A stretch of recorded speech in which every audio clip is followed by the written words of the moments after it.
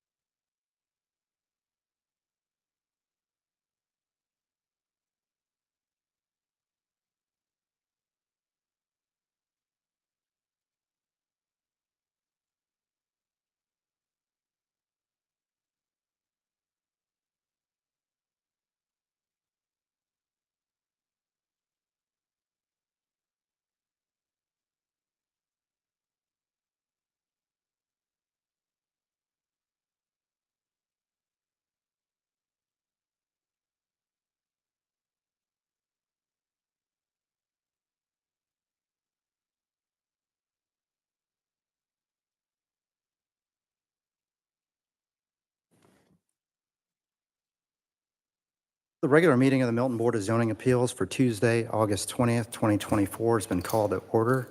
Please join me for the Pledge of Allegiance. I pledge allegiance to the flag of the United States of America and to the republic for which it stands, one nation, under God, indivisible, with liberty and justice for all. Next item on the agenda this evening is introduction of board members, beginning to my far left. Billy Carmen, Adam Danella. Hodge Patel, Nick Horton. and Lauren Holmes, Zach Middlebrooks, and Zach Stafford are not at this evening's meeting. Item 4 on this evening's agenda is to approve tonight's agenda as published by the City of Milton. I'll make a motion to approve tonight's agenda as published by the City of Milton. Do we have a second? Second. Get a motion by Hodge and a second by Adam to approve tonight's agenda as published by the City of Milton. Is there any discussion? Seeing that there's no discussion, I'll call for a vote. All those in favor say aye. Aye. All those opposed say nay. Motion passes unanimously. Item 5 on this evening's agenda is approval of past meeting minutes. I'll seek a motion to approve the July 16, 2024 meeting minutes as published by the City of Milton. I'll make a motion to approve the Tuesday, July 16th, 2024 meeting minutes as published. I'll second. Get a motion by Adam and a second by Billy to approve the July 16, 2024 meeting minutes as published by the City of Milton. Is there any discussion? Seeing that there's no discussion, I'll call for a vote. All those in favor say aye. Aye. All those opposed say nay. Motion passes unanimously. Item 6 on this evening's agenda is consideration of primary variances. The Board of Zoning Appeals is a quasi-judicial board comprised of resident volunteers of the City of Milton. The board is charged with hearing requests for variances from the standards of the Unified Development Code, or UDC, in appeals of administrative determination. With regard to decisions on primary variances, the board's basis for decision is provided by these 4 considerations. A, relief, if granted, would not offend the spirit or intent of the UDC. And B, there are such extraordinary and exceptional situations or conditions pertaining to the particular piece of property that the literal or strict application of this UDC would create an unnecessary hardship due to size, shape, or topography, or other extraordinary and exceptional situations or conditions not caused by the variance applicant. And C, relief, if granted, would not cause a substantial detriment to the public good and surrounding properties. Indeed, that the public safety, health, and welfare are secured and that substantial justice is done. The first primary variance this evening is V 24-102390 Bethany Bend. This is a 5-part variance. Michael, will you please present?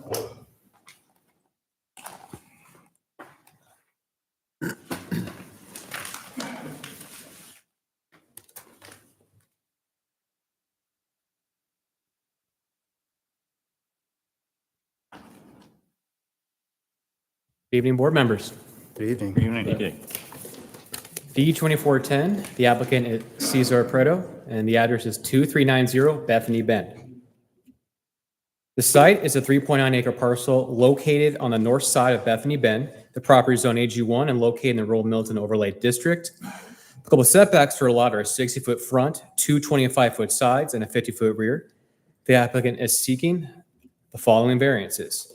Part 1, to allow an existing concrete patio, accessory structures, and driveway to remain inside of the 50-foot undisturbed stream buffer. Part 2, to allow a new single-family home renovation and wing wall to encroach into 75-foot impervious setback, an existing concrete patio, driveway, and accessory structure to remain inside of the 70-foot impervious setback. Part 3, to reduce the 25-foot minimum side yard to 17.7 feet adjacent to the east property line, and reduce the 50-foot minimum rear yard to 43.1 feet adjacent to the north property line for proposed home addition/renovation. Part 4, to allow an existing accessory structure to remain in front of the proposed single-family home adjacent to the west property line. And finally, Part 5, to allow a proposed swimming pool to be located in a front yard. Here is the area of the property. In the top right corner is the existing single-family home. And if you follow my cursor, this is where the stream is located, and I'll expand on that later in the presentation.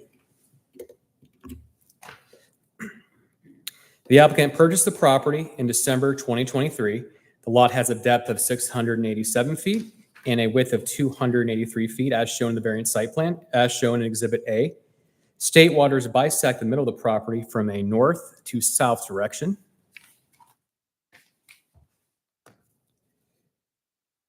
The applicant details in his letter of appeal, rather than seeking a variance towards the stream, the applicant is seeking variances for the home addition to reduce the 50-foot minimum rear yard to 43.1 feet adjacent to the north property line and reduce the 25-foot side yard to 17.7 feet adjacent to the east property line.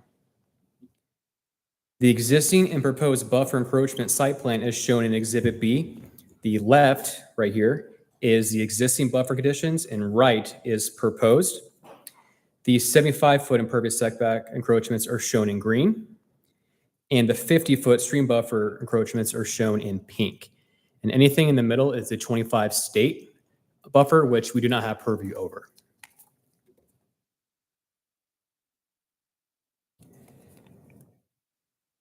The existing impervious surface within the 50-foot stream buffer is 995.78 square feet, and the applicant is proposing 954.33 square feet, a total reduction of 41.45 square feet within the 50-foot stream buffer. The existing impervious surface within the 75-foot impervious setback is 2,806.12 square feet, and the applicant is proposing 2,625.34 square feet, a total reduction of 180.7 square feet. So he is reducing the 50-foot stream buffer encroachment by 41 feet and reducing the 75-foot impervious setback encroachment by 180 square feet. The existing storage shed shown here and existing barn right here will not house animals as detailed in the applicant's letter of appeal and will just be used as an accessory structure. But the applicant does not plan to renovate either of these structures. They are to remain. Renderings of the proposed home addition are shown in Exhibit C. And this is the front-facing elevation. And this is catty corner showing the pool and walkout area.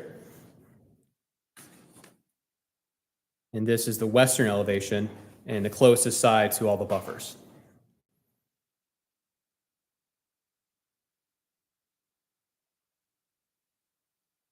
Here are the 4 support letters. We have support from 2400, 2410, 2340 Bethany Bend, and 2575 Bethany Creek Court. Here are the letters of support.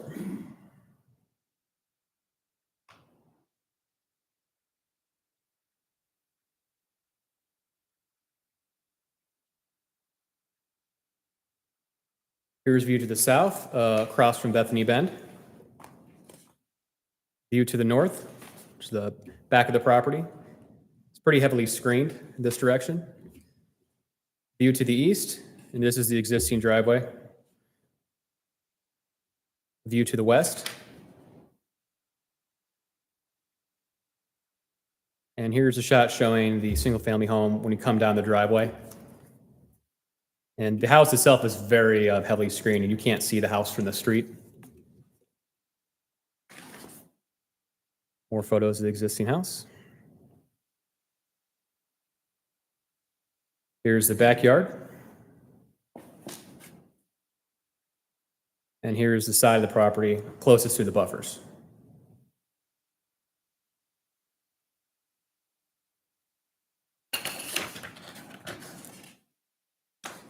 Here's the shed.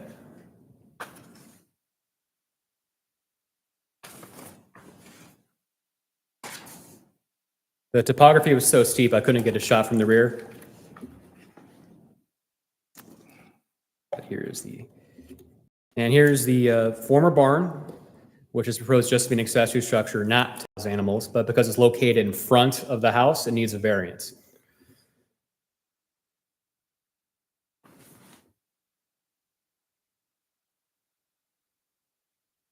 On August 6th, the DRB met had the following comments. The DRB recommends approval of the variance request.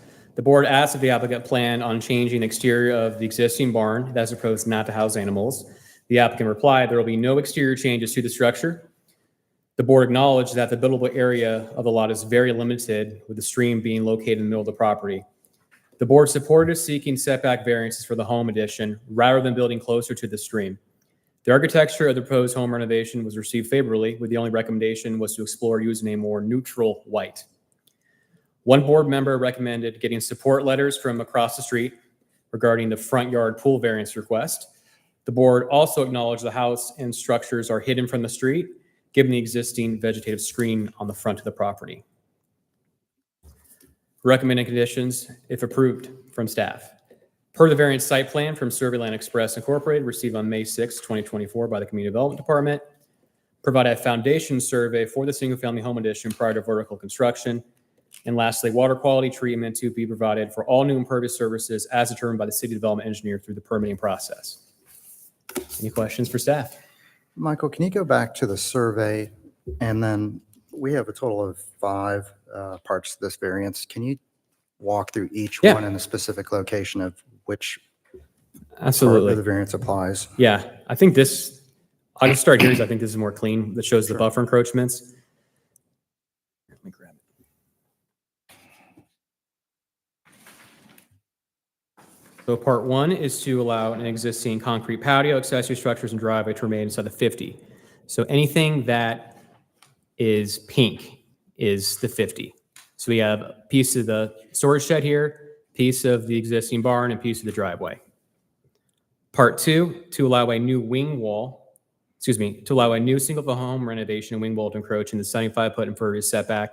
So if you look to the left, there's a little walkway that sticks out. That's been removed and replaced with a wing wall. And that was supported by the city development engineer because the overall net encroachment was reduced by 180 square feet. So he is proposing to disturb the 75, but the overall net is being reduced overall. And the wing wall's on the front of the property? Correct. What's the front of the home? Okay. Yeah, the front side right here, if you follow my cursor. And part 3 is to reduce the 25-foot side yard to 17.7 feet right here. And to reduce the 50-foot minimum rear yard to 43.1 feet for the home addition shown in pink. This is newly proposed. Part 4, to allow accessory structures to remain in front of the proposed single-family home. So this is the barn structure right here. So essentially allowing it to remain in its current state. And then part 5 is the pool right here in the front, and that is proposed, is a new proposal, and it's located in a front yard, which requires a separate variance. Michael, do you know the square footage of the barn in the front? I do not, but I could pull the site plan and scale it if you want to move to another question. Can you help me understand the definition of an accessory structure? Is it allowed to have HVAC? And if it does, what's the square footage? Because this one's got HVAC. And if it's not, then it's not an accessory structure, but a guest house. If it's heated or cooled, that would be correct. And so this is a guest house, and therefore it's not the proper variance. Can we defer to the applicant to see if he plans on heating and cooling the accessory structure? It has an HVAC system currently. Right, but that was for horses for the previous property owner. Maybe that will be removed. We can do. Yeah, we'll wait till the applicant That's fine. comes up and we can ask the question. Yeah, because when I talked to the applicant, he said it was just going to be used for storage. No intentions of what you described, but to your point, it is on. It's currently got HVAC.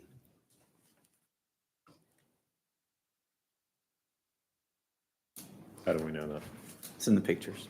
Let me go. I will go to the picture now. What do you see? What do you see? Window unit. Full HVAC. Next one, right there in the back. Okay.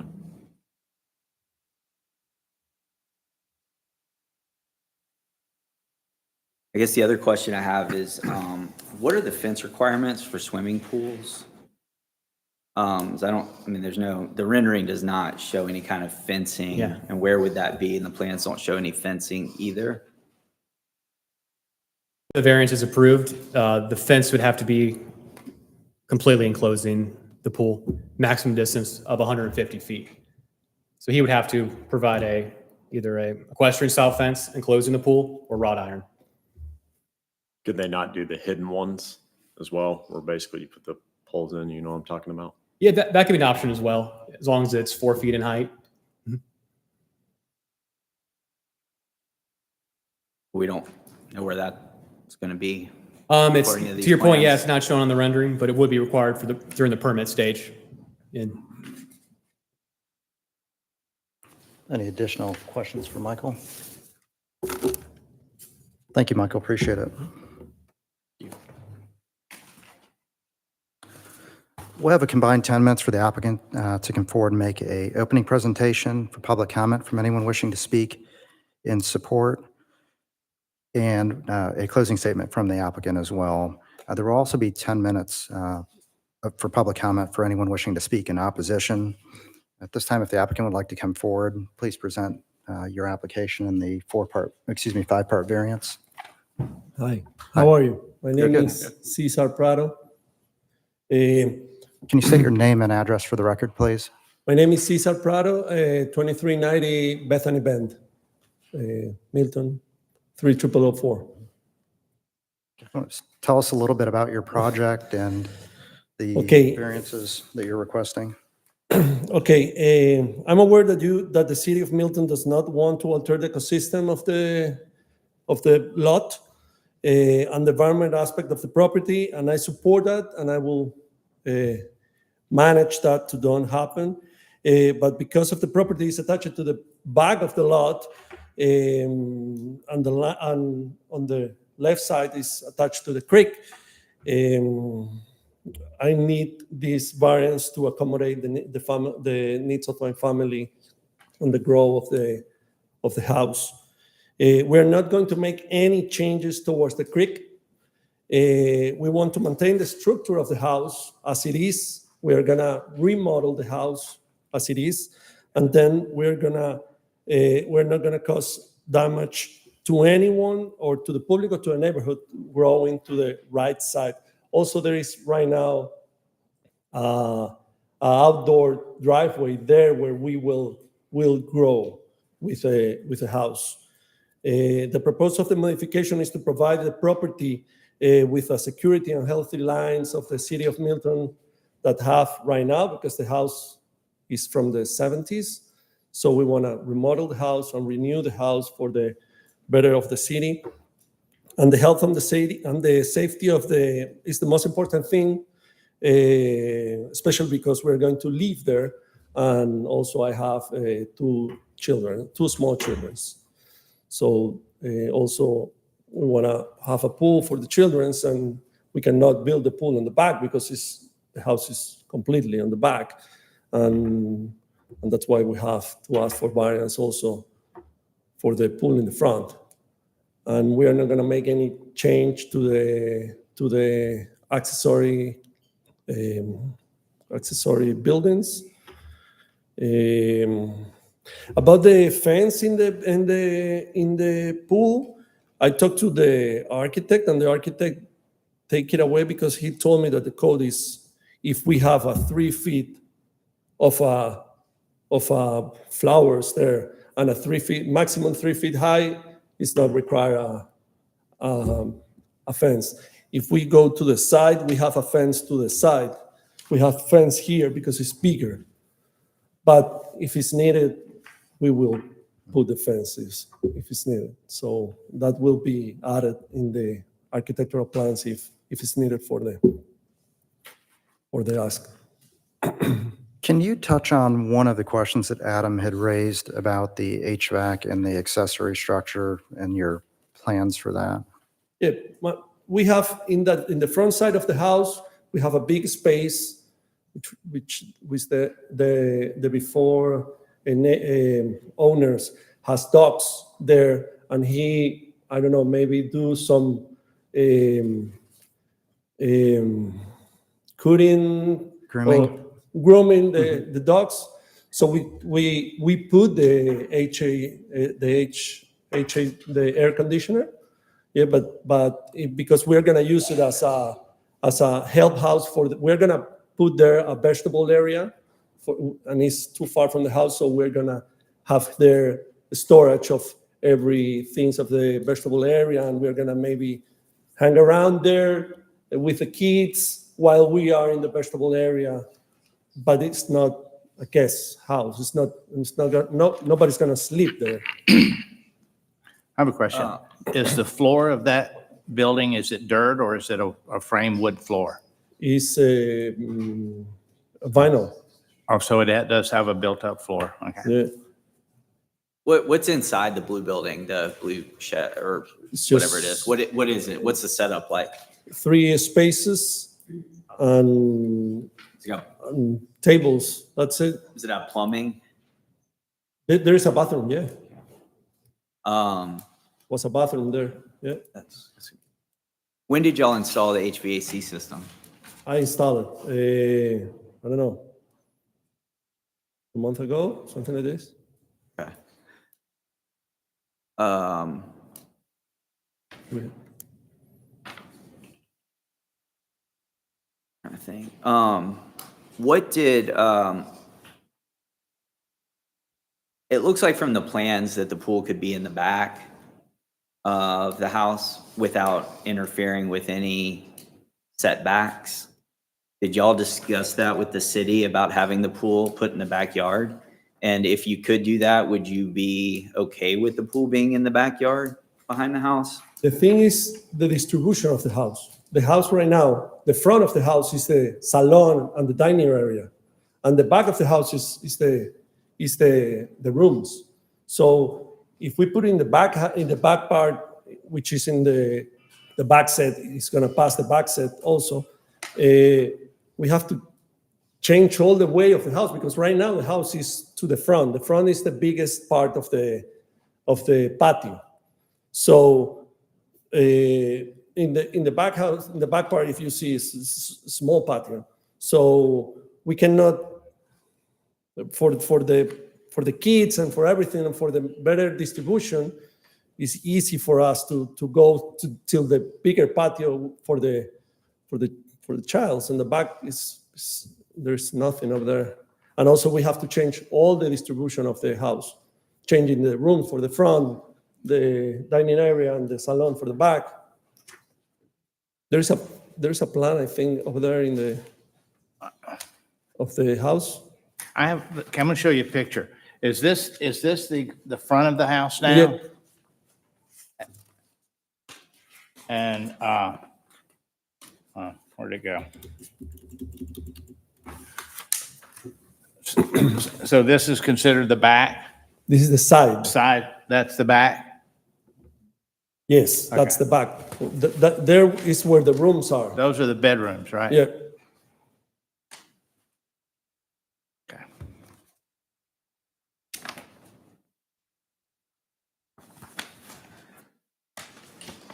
Any other questions for the applicant?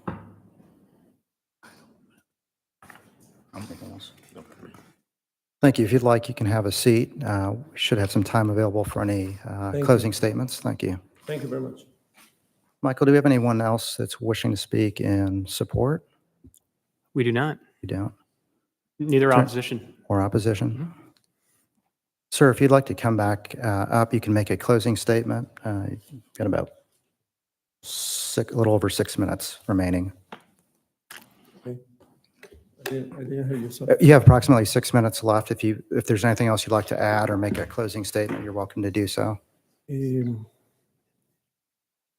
So the thing to make the changes to the house and all the variants about the things that were there already, we're not going to change anything about what's there already.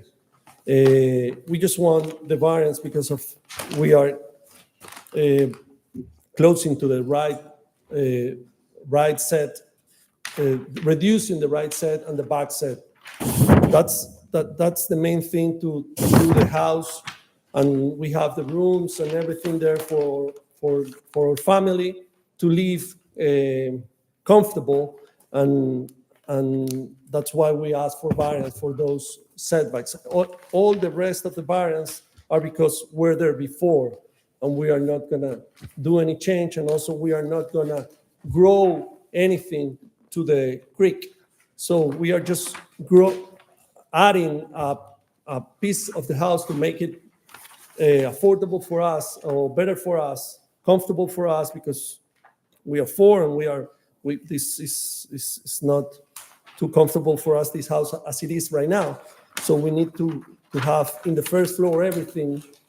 That's why we're just growing the first floor. We're just growing the first floor. The basement, keep it the same. The second floor, keep it the same.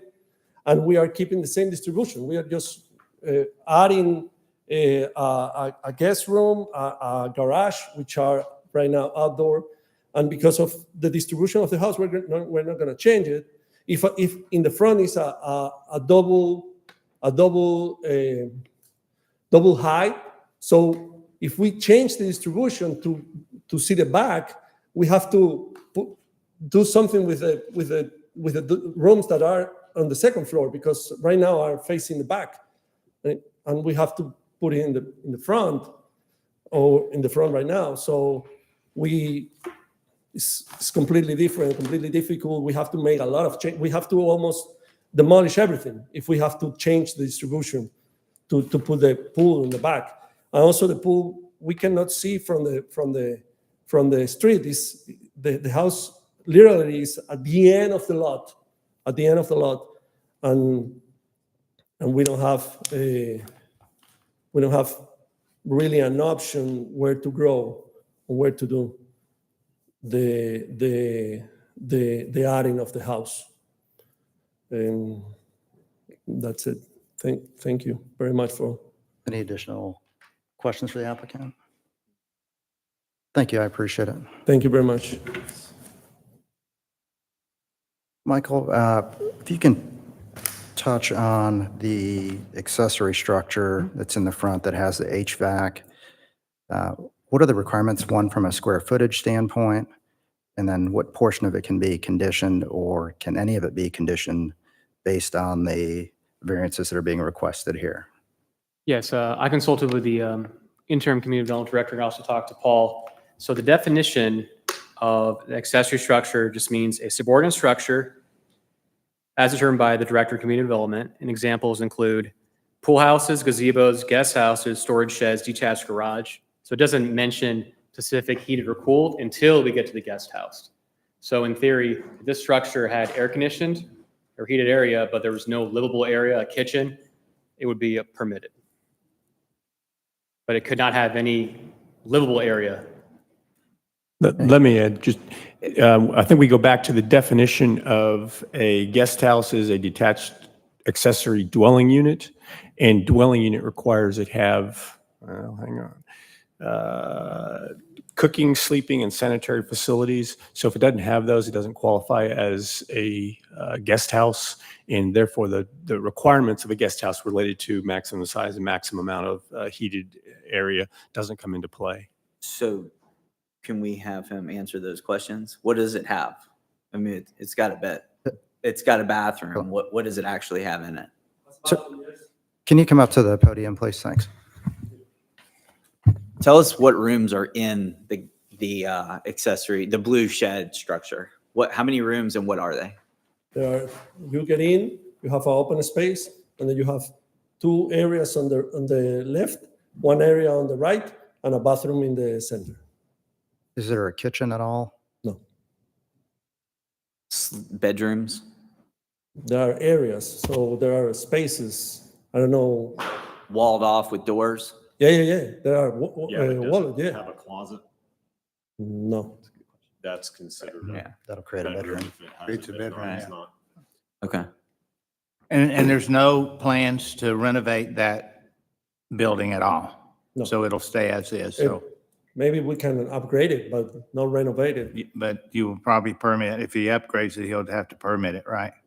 Yeah, for sure. Okay, so at this point, there's no plans to do anything to it? no. We are asking a variance for making the house. We Right. didn't think any of the other things. If we want to plan to do that, I will have to come back here to ask for your permit or variance or whatever it's needed. Okay. But we are here for asking for the main house to the building. Right.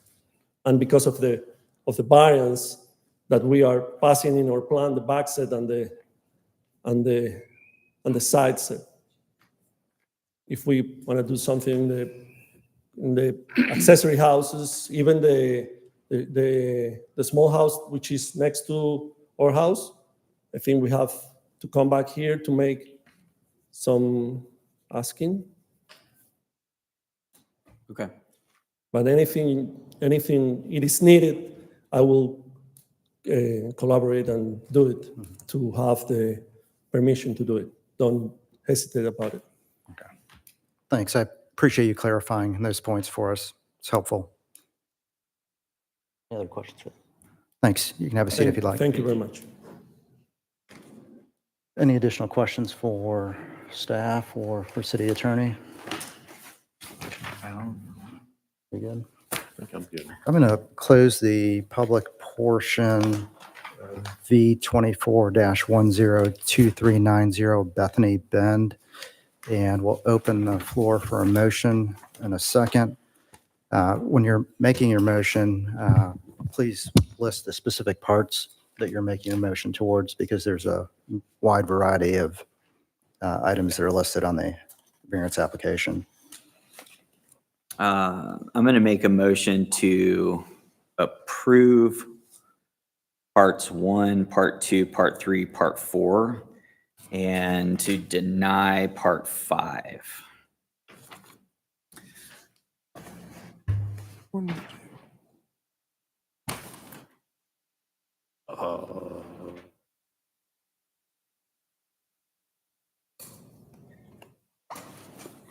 I'm in agreement with part all, quite honestly. I'll second Adam's motion to approve part 1, 2, 3, and 4, and to deny part 5. So just from discussion purposes, Are there any conditions that you want to add? yeah. So for parts 1 through 4, it would be approved with the conditions that's per the variance site plan from Survey Land Express, Inc., received on May 6, 2024 by the Community Development Department to provide a foundation survey for the single-family home addition prior to vertical construction, and that water quality treatment be provided for all new impervious surfaces as determined by the city development engineer through the permitting process. Let's see. So Paul, can I get some clarification here? Adam made the motion, I made the second, and then he added these conditions. Do we If you need- want to confirm, your second applies to those conditions as well. Okay. My second applies to the conditions that Adam had outlined. That's fine.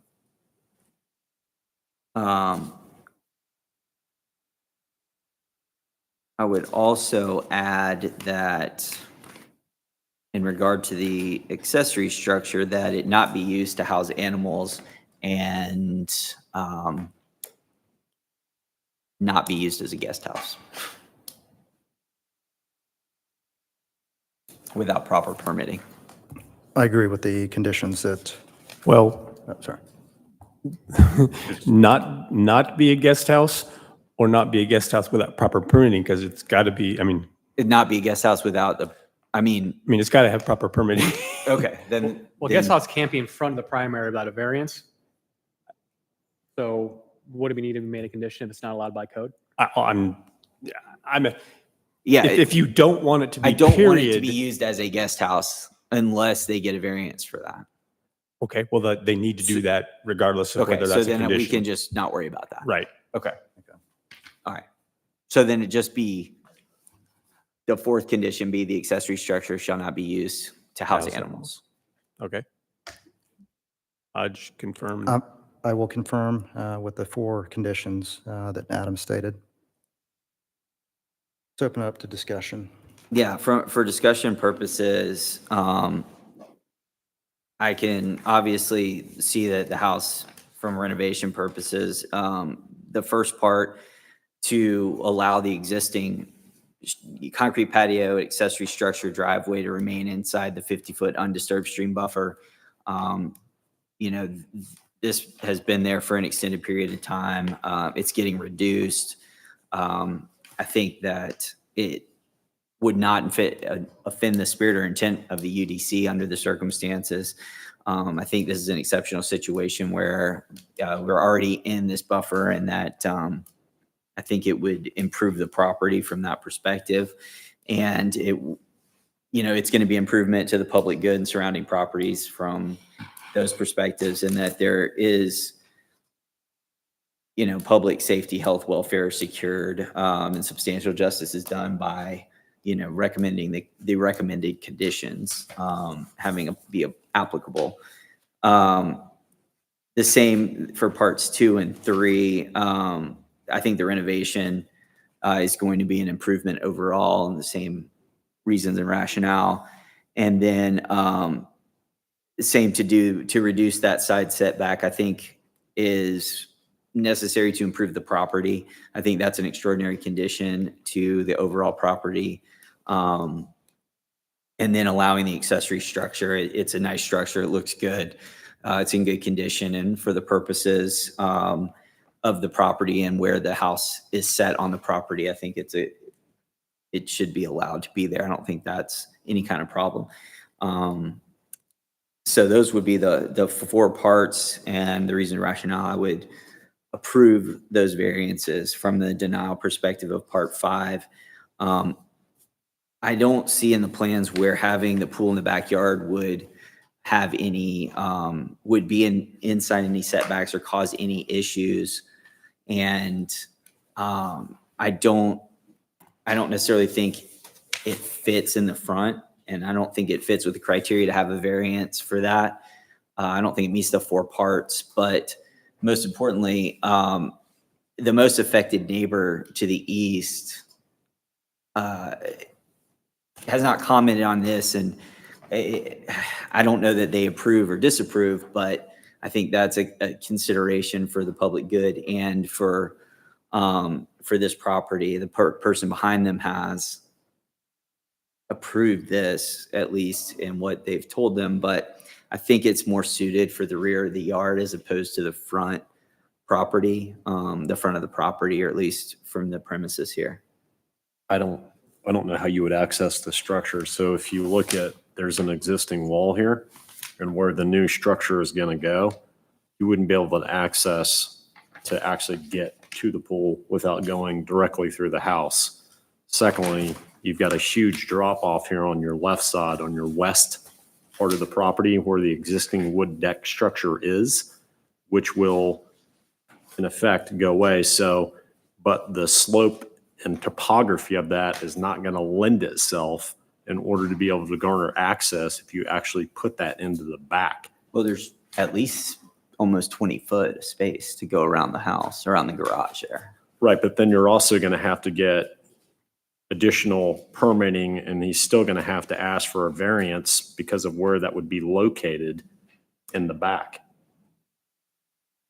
No, he Pool wouldn't. can be in the setback. It can be in the It setback. has to be 10 feet from the property line. Yeah, 10 feet from side and rear property lines. A pool can be? Yes, pool and pool decking. Okay, so it can be within 10 feet? Yes, 10 feet from the side and rear property line. Mhm. And am I misunderstanding on the west side? Would you be able to access the backyard from the west side of the property? If you're facing the house on the left where the fencing are you going to be able to access to get to the back? Because you're not going to be able to get it on the east side where the new proposed structure is. There's not going to be enough room. You'll barely even be able to walk on the side of it. Access for what purpose, I guess? To get to the pool. If you're coming from the front to the back to get to the pool, how are you going to get there? Yeah, I mean, they've got a whole side patio and the whole area. Anything in that? Well, it's already there. If you go back and look at the pictures of what's there already. Does the backyard photo help show the existing? I mean, they have that whole side area to the right, and they can go around each side of the house to get to it, even with the renovation. So that's the front right there, right, where the bushes are and the two windows? Correct. And the pitch? Mhm. Okay, but you're going to be building structure to the whole right of that, right? That's where the garage stuff is. Correct. So you're not going to be able to access it from the right. So now you got to access it from the left where that tree line is. Show me the left side, please. Yeah, you can. There's going to be at least 17 to 20 feet of access to go around the house. That doesn't look like 17 feet to me with that existing wall. You're telling me that's 17 feet right here? So we're reducing the setback to 25 to 17.7. That's what they're asking for. So this picture he's got up there, that's the That's front of the concrete. house and that's the left That's the side. driveway. Right here. That's the front where the pool's going, and then the left side is how they'd have to Go to access. the, Michael, can you change to the rear view of the house? Which view? The rear?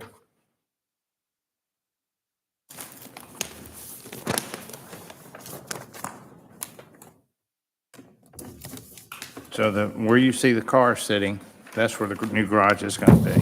Mm-hmm. And those are the bedrooms on the back of this house that you see where the little deck is up there. So he would have to access the pool around to the right by that building. It would be where this That's what, deck is. but you couldn't. I mean, that's where it is. That's where it would be. If he puts a pool in, I mean, he doesn't have to have a pool. That's the other option. He can put in a pool without a variance. I mean, that's what's, help me understand.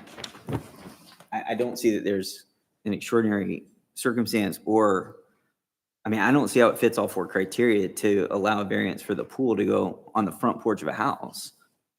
And at least I based on didn't what our realize you'd go code within allows 10. and what the city typically wants and has, what the look of the city is and what the feel of the city is. I mean, that's the point. What the UDC requires and wants. I just don't see that it fits in the front. How big is this pool gonna be? It doesn't look like it's more like in a hot tub, almost.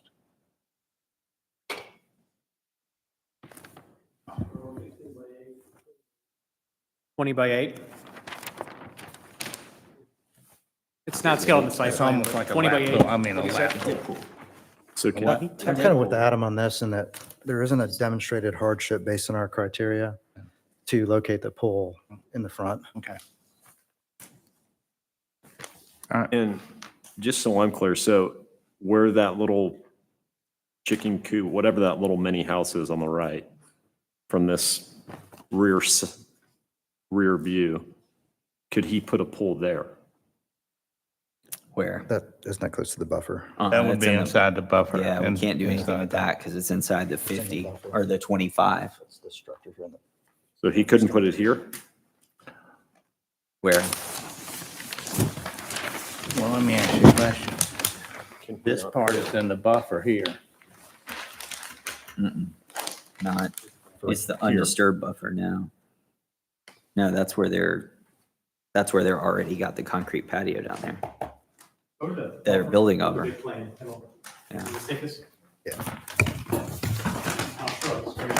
Can you get inside this buffer with a pool? That's a 75-foot Probably. buffer.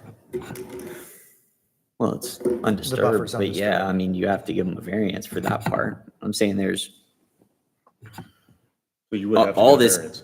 if, not necessarily, because you've got all this space here. Behind the garage. All right. I mean, you don't have to have a variance to put it here because you've got any number of space to put it here. Yeah, that would require variance in this area. Okay. But I'm saying you could go anywhere in here. If it's a 20-foot pool, it could fit here. Depends on where you put it. Yeah. I'm just saying they're And the Doesn't- setback's I don't- not impacting it on either side there. right. Okay, Okay. okay. I mean, you Thank can you. get around it any which way. Okay. Just depends on. Michael, thanks for helping us clarify those points on that. Appreciate it. Sure. Any further discussion? I'm good, thank you. Okay,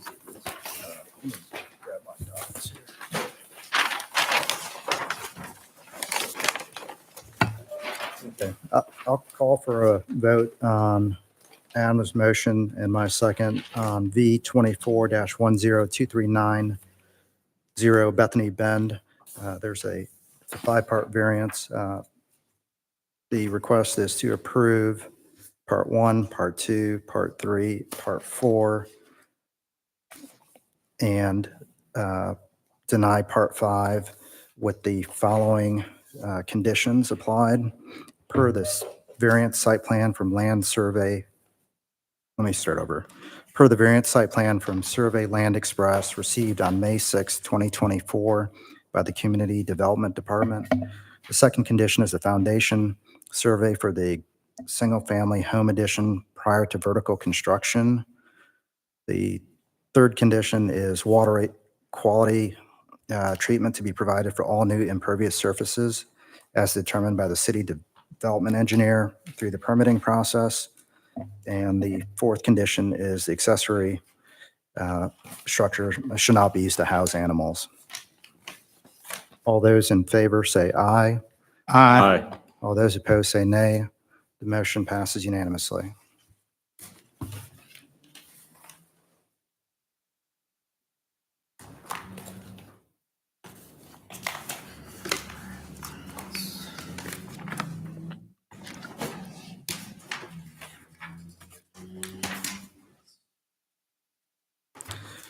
Second primary variance this evening is V24-13980 Birmingham Road. Michael, will you please present? Yes, the applicant is seeking withdrawal tonight. He presented it in front of the board last month and is moving forward with permitting to make the sign fit within the 32 square feet and 8 feet in height for both signs. Okay. And you got your letter, the letter up, okay. So the applicant is requesting to withdraw. Okay. That's correct. I'll make a motion to Up to withdrawal. accept the withdrawal on V24-13980 Birmingham Road without prejudice. I'll second. We've got a motion by Hodge and a second by Billy on V24-13980 Birmingham Road to allow the applicant to withdraw their application without prejudice. Any discussion? That being said, I will call for a vote. All those in favor say aye. Aye. All those opposed say nay. Motion passes unanimously.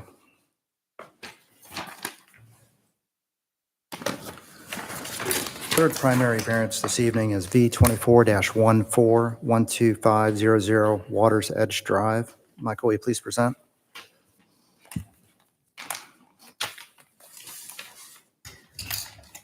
B2414, the applicant is Rafael Oliveira. The address is 12500 Waters Edge Drive. The site is a 1.08 acre parcel located in the Waters Edge subdivision bordering the east side of Hopewell Road as shown in Exhibit A. The property is zoned AG1 and is located in the rural Milton overlay district. Applicable setbacks for a lot are a 60-foot front, a 25-foot side interior, a 40-foot side street setback off of Hopewell Road, and a 50-foot rear setback. The applicant is seeking the following variance: to reduce the 20-foot secondary rural viewshed setback to 9.1 feet along the west property line, Hopewell Road, for an existing pool house accessory structure. Here's the area of the property, which is from 2023. It doesn't show the pool house or the pool that's been constructed. And I want to point out the pool did receive a community development approved building permit last November, and it is constructed. The lot has a depth of 203 feet and a width of 192 feet, as shown in the site plan in Exhibit B. Here is the red line showing the 20-foot secondary rural view shed. If you follow my cursor, here's the 40-foot primary rural view shed. Essentially, if you add up this 20-foot secondary and the 40-foot primary together, you get the total 60-foot view shed from the property line. And essentially, nothing is to be constructed in both either of those view sheds. And that's why you're here tonight before a variance request.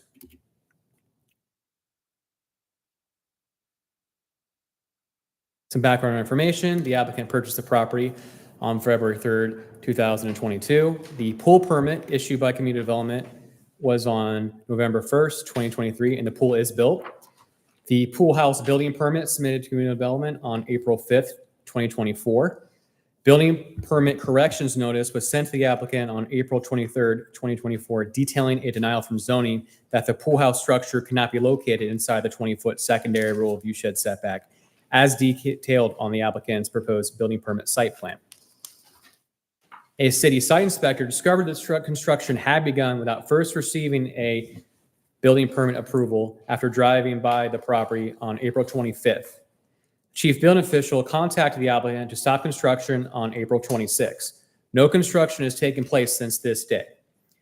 The applicant received an as-built survey, which revealed the 20-foot secondary rule view shed encroachment total is 9.1 feet on June 6th.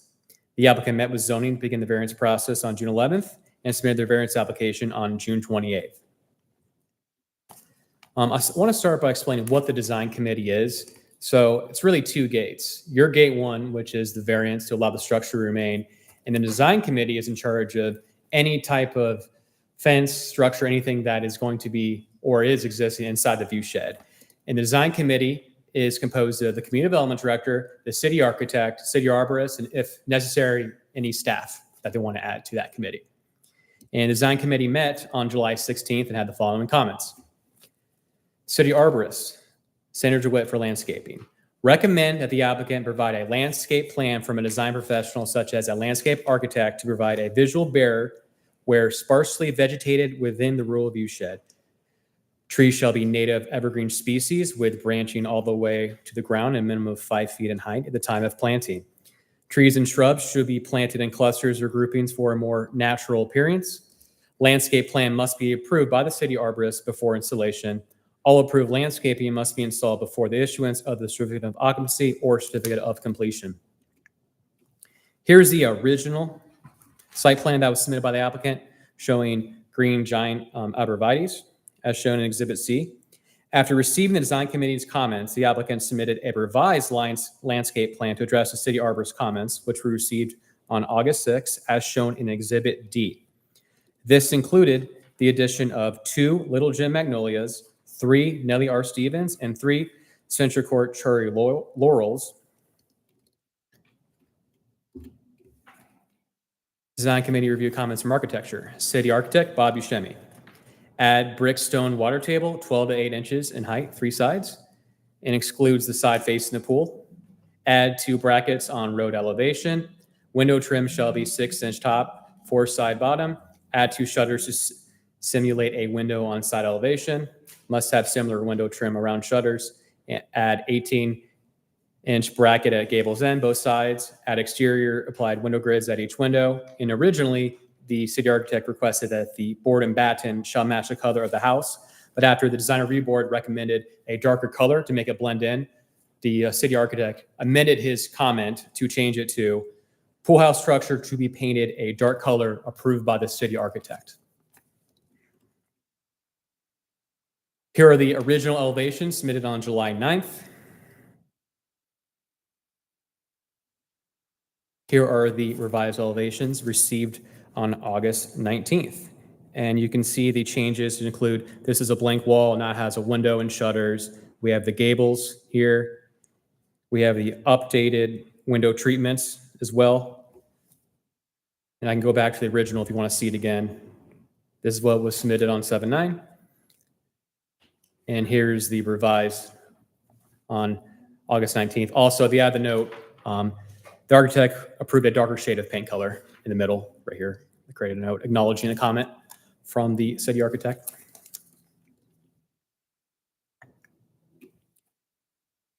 The applicant has 5 support letters: 12515, 12575, 12580, Waters Edge Drive, 2535 Lakeview Court, 1607 Hopewell Road. I was informed by the applicant around 5:15 today that they received HOA support. I'm going to have her put the letter on the overhead to be read into the record when she comes up and presents. Here are the variance support letters.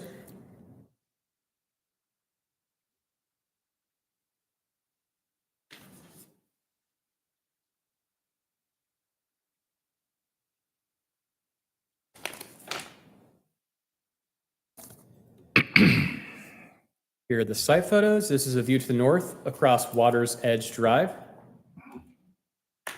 The view to the south, and the pool house is a little bit over to the right here, but you can see the existing tree screen on the south of the property as well. View to the east, facing inward towards the subdivision. View to the west across Hopewell Road. And you can see, because it's a subdivision, it has a turn lane. And the turn lane, actually I scaled it for our GIS, is approximately 11 feet in width. And the distance from the street to the property line is approximately 10 feet, essentially where the right-of-way begins, right here. The orange line is the right-of-way? Correct. Okay. Yes. And that's where the buffers start? Yes. That is correct. Yeah, and the turn lane pushes even farther because you see how it sticks out more. A normal lot on Hopewell wouldn't have a turn lane, but because it's a subdivision, they're required to have the turn-in access, which pushes it farther inward. Here's a photo of the single-family home. Here's the backyard, and you can see the pool, which is constructed. What has been constructed of the pool house so far.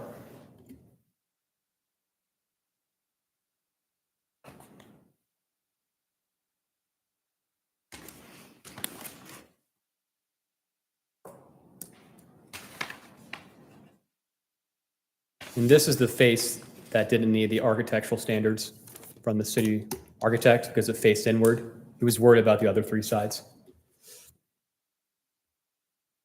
Here's a view across the street from Hopewell Road showing the existing screening.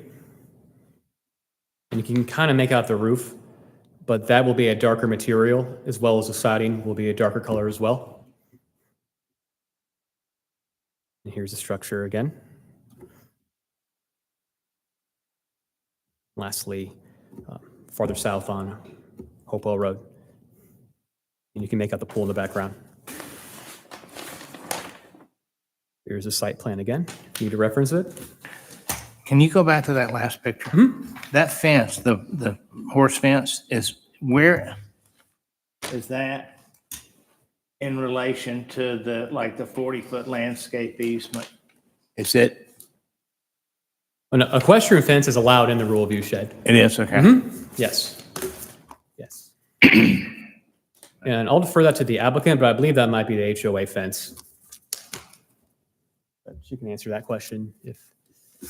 Michael, question for you. With the existing, in this photo, with the trees that are there, are any of those going to be removed at all? Or everything that's being proposed by the arborist is in addition to what's already there? I'll defer that to the applicant, but from my understanding, the non-seasonal trees, like the crepe myrtles that shed leaves during the wintertime will be removed, and they'll only to remain are the trees that are deciduous and will provide the screening 365 days a year from talking to the city arborist. Michael,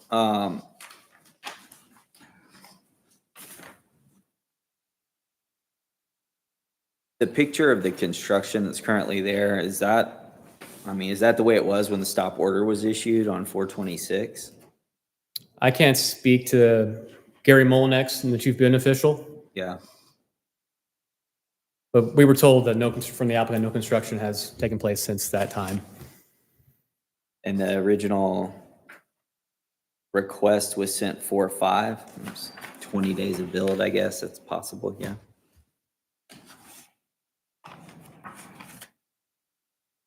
Yes, 4/25. So they had 1 day. Yeah. It was 1 day from the site inspector noticing it to the stop work order. How much of it is complete at this point? Can you go back to that picture? Yeah.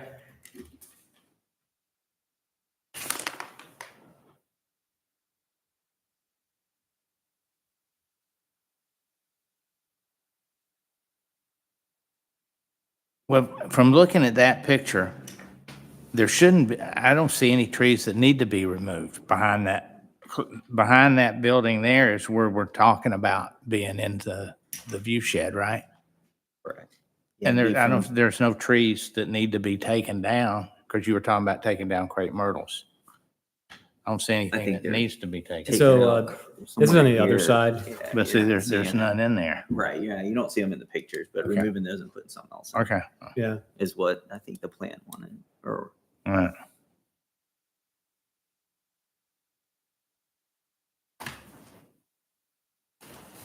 Any other questions for Michael?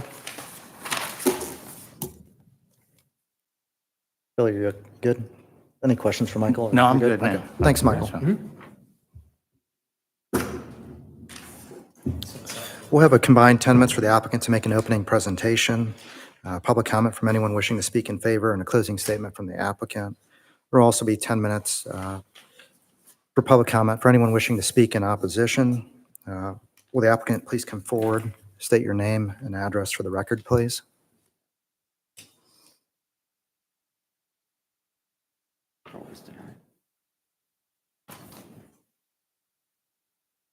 Good evening, guys. Good evening. I'm Rafael Oliveira. This is my wife, Laura Oliveira. Hi. So the address is 12500 Waters Edge Drive, Milton, Georgia, 30004. And we're here to request a variance to allow for the pool house to stay where it is, which encroaches the view shed limit by about 9 feet. And we do believe that we show compliance with the 4 conditions for a variance to be granted. A, relief if granted will not offend the spirit or intent of the ordinance. The placement of screening trees mitigates visibility from Hopewell Road, aligning with the ordinance's intent to preserve the rural character in the city of Milton. B, extraordinary and exceptional situations or conditions. Financial constraints prevent us from relocating or modifying the pool house due to high costs and disruption of our landscaping. Demolishing and reconstructing the structure to meet the 60-foot rural view shed requirement would cost about $60,000. We did not cause the issue intentionally. We relied on professional advice, and unfortunately, our architect was under the impression that the view shed was measured from the road's edge and not the right-of-way. C, relief, if granted, will not cause a substantial detriment to public good and surrounding properties. As mentioned, the pool house will be heavily screened from Hopewell Road so that it's not visible to people driving or walking by. We have gained support from our neighbors and also the HOA affirming that our request does not pose a detriment to public interest.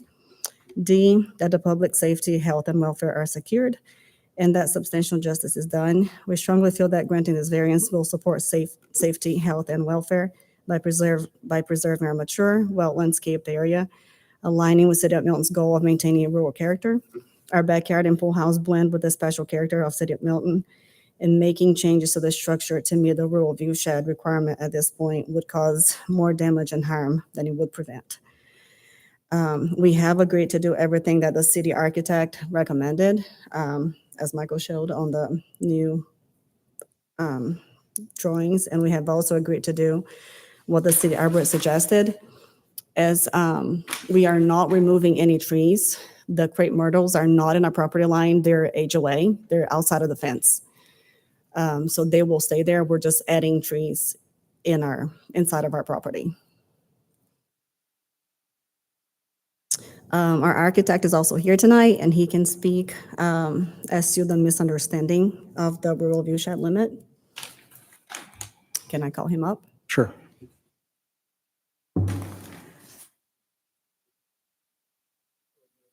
Good evening. Can you state your name and address for the record, please? Andrew Washington, Washington Design Group. We designed the pool house for the clients. And, You add your address. oh yes, 1635 Old 41 Highway, Kennesaw, Georgia, 30152. So what I wanted to say was we interpreted the original site plan that was provided to us, that the view shed would start from the edge of the roadway where the deceleration lane was. And that accounts for that extra 9.1 to 10 feet. it was a mistake on our part. We own up to it. And so the owner took our word for that. We screwed that up. But we're trying to mitigate it by painting the building darker color, maybe an ore color or whatever the architect recommends, and putting a row of deciduous trees that will always provide some view blocking throughout the year to supplement what's already there. And I think essentially that building will almost become invisible with the color change and the extra trees added along that area. So we hope that you'll have favor on this. Who's building the building? We got a contractor. Can you talk into the microphone, please? We have a contractor, but he's not here with us tonight. When did this building get started? I would say probably spring. You know approximately when? I believe it was April. Middle of April. And whose responsibility was getting the permit file? Oh, look, we had expediter, Garrett Coley. We used a professional expediter.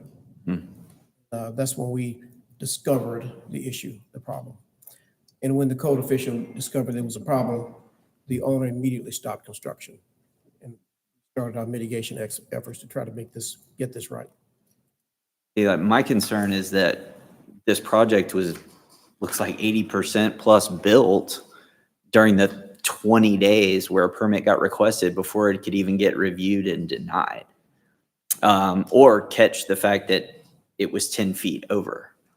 And I mean, is there any reason it couldn't have been 10 feet closer to the pool? Yes, if it had been 10 feet closer to the pool, it would have become a trip hazard because it would have been too close to the water's edge. And it would have blocked the living room view of the house almost completely from the backyard. So it was placed behind the existing garage so that it wouldn't be seen as much from the front street. But unfortunately, I mean, we tried to line it up with that. But unfortunately, it ends up being too close to the view shed. Right now, I would say the construction of that house, it looks like it's more than it is. It's probably more like 40% complete. It's just a shell. There's nothing on the inside. So help me understand the hardship here. I mean, it's obviously a mistake, financial burden, which isn't part of the criteria. So, you know, whose responsibility is this to make this right?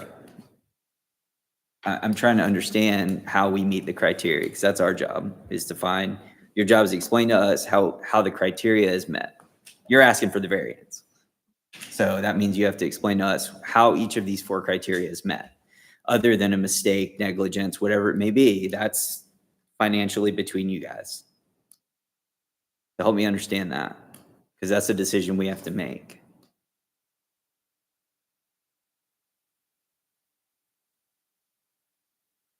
If I understand exactly the question.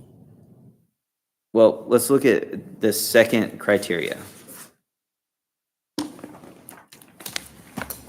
That has to be, we have to meet all 4 criteria to grant the variance, right? Help me out. Where are you? Here we go. So the first one is it would not offend the spirit or intent of the UDC, you know? Fair enough. I think we talked about that. But what are the extraordinary or exceptional situations or conditions pertaining to the property that the strict, literal or strict application would create an unnecessary hardship due to size, shape, or topography? Or other extraordinary, exceptional situations or conditions not caused by the variant applicant. So we can cut that part out. So the first part, the extraordinary, exceptional circumstances or conditions pertaining to the particular piece of property that the literal or strict application of this code would create an unnecessary hardship due to size, shape, or topography. How do we meet that? Help me out. I would say that the building, just because of the size that was requested for the building to become as a design element, was just going to be too close to the pool area and too close to the house where they would have any kind of view out of the back of the house. That presented a design hardship. That's the only hardship I could think that it would have presented. And it would have become a hazard for anybody playing around the pool, a potential trip hazard, because it would have been too close to the pool. So putting it away from it at a safe distance and creating some kind of design element where it looks like it belongs there, those were the hardships that we had to work around. And unfortunately, because where it was assumed the view shed would start, the house was put 9 feet over that property line, the view shed line. So that created the problem. Innocent mistake, but it was a mistake.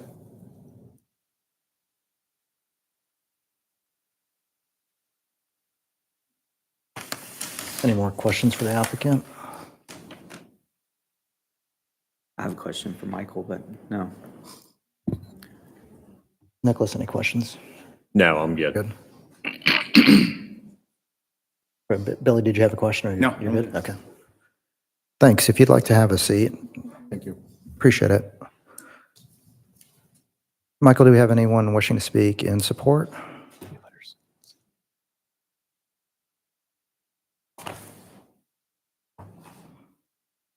We do not. Anyone wishing to speak in opposition? We do not. Thank you. You want to ask your question? Yeah. Good. Michael, tell me about the permit. Why was it flagged? So we had a city site inspector that was driving by the property, and it wasn't on his list of pre-construction meetings. So he flagged it, called the chief building official, and then construction stopped the next day. So why was it denied in the first place? Zoning denied it because it was proposed 9 feet over the view shed when it had to be 9 feet farther back. Is that the only reason? To my knowledge, yes, that was the main denial. It met lot coverage, 22.6%, and they're a private road. But I did the zoning review. That was the only denial I recall. So they denied it, but they started construction after it was denied. Correct. Yeah. Yep. Ellen, If you would like to, let's do this. Let's have the applicant come up and they can address Okay, it. yeah. If you'd like to come up and make any closing statements, you can do so at this time. You've got 5.5 minutes remaining. Okay, so the permit was actually approved. And then once they came to the site to do an inspection is when they found out that it encroached the view shed limit, and then they stopped construction, but we actually had it approved. So it was after the fact. Sorry. We had an approved permit. Which permit was approved? The pool or the pool house? Pool house. Do we have any record of that, Michael? so basically what happened was it was erroneously issued approval within 24 hours and rescinded by the chief building official. It was a error in our system. Okay. Did approve first. I have a copy of it. That was after we had a meeting. Then I remember that because I asked you, I was like, what happened? Did they approve it? And you said, no, that was a mistake. And then they recalled it, but it had been approved. I actually submitted to HOA. They approved our, So what happened was they resubmitted a site plan meeting setbacks. City staff approved. Okay, I understand what you're saying now. So there's two different avenues. They have an approved site plan for it meeting setbacks, meaning 9 feet more inward. That they do have an approval for that. That is correct. But the plan shown today, showing the encroachment, they do not have an approval for. You guys follow that? Yeah, so Yeah. the permit was issued with the building being in a different location than Correct, 9 physically feet is inward. today. Meeting setbacks. Yeah. Can you show us a copy of that, please? I'll have to find it in my email, but I can. We have the right here, yes, but I don't know how we can put it on the overhead. It's only 10 feet. It's It's only 10 feet from the house. What's the thing? It would have had to be moved. I don't know why that's an argument if Not it was back. approved meeting This way. setbacks, why that is an Right. argument by the applicant. Yeah. It had to come back It was this way. approved meeting setbacks. Not necessarily. Yeah, Uh, if we move just it all 10 feet, very it hit the confused. fireplace like that. It would have had to be moved. I guess the argument is made of that they went under the assumption that they were in good faith of in approval. They moved ahead with it, and then it was redacted after the fact once you go out in sight.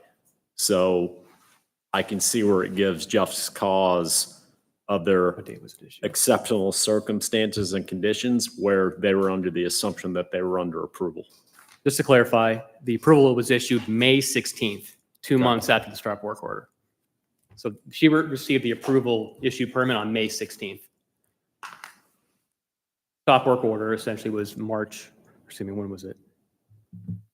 April 24. Yeah.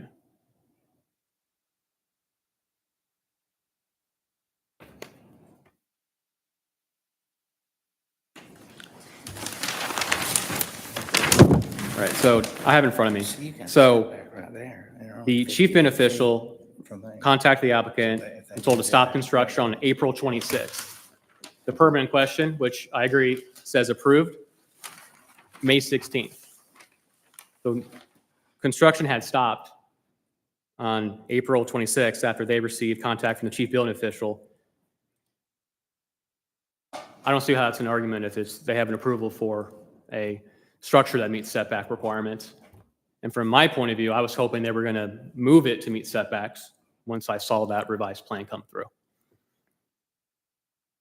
I see what you're saying. So there was already a stop work order on the 26th, then they were reissued a permit under the assumption that they were going to move said structure over 9 feet, be within setback requirements. And then the new permit was permitted on May 16th. Is that accurate? Correct. And then we received an as-built from the applicant on June 6th showing the encroachment amount. And then that's when the variance process started. On June 6th, they let us know they want to start seeking a variance.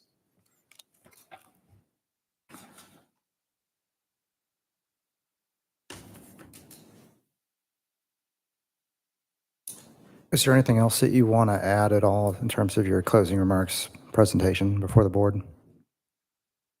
So the process was just very confusing, what happened. So when we hired a contractor who was pressuring us to start because he had another job that he had to do. And it was taking a while to get our drawings ready to submit to the city. And then, so our architect, who's here tonight, said, you should be fine to start construction. If anything happens, we can give you an engineering letter, and you should be fine. So then we went out of the country on a business trip. And while we were out and they were doing construction, that's when the city official, I think Gary, came over and saw that it had started being built. But we thought when we came back home and we measured everything, because we thought it was measured from the property line, that's when we submitted the new drawing, because we thought it was correct measuring from the property line. But then we had a meeting. Gary came, Michael came, somebody else came at the house. No, you didn't come. I wasn't involved to the variance No. part in June. And then when they all came and we talked and we measured all together, that's when we realized that it really was not correct, because we were not measuring from the right spot, not the right of way. We were measuring from the property line. So it's not like we submitted a new drawing to show that we were going to move the structure, because the whole structure was already there. You can't move a concrete slab. So was a permit issued prior to construction on the No. structure? No? No, sir. Okay. Can you elaborate a little bit on why? Because of what I just explained, our contractor was pressuring us that he had to go ahead and get it started and finish it because he had another job But lined without a up. permit? Without a permit. Well, it's really not his fault, right? And then our architect told us that it would be okay to start building it, and we just Mhm. went with that advice, unfortunately. Any additional questions for the applicant?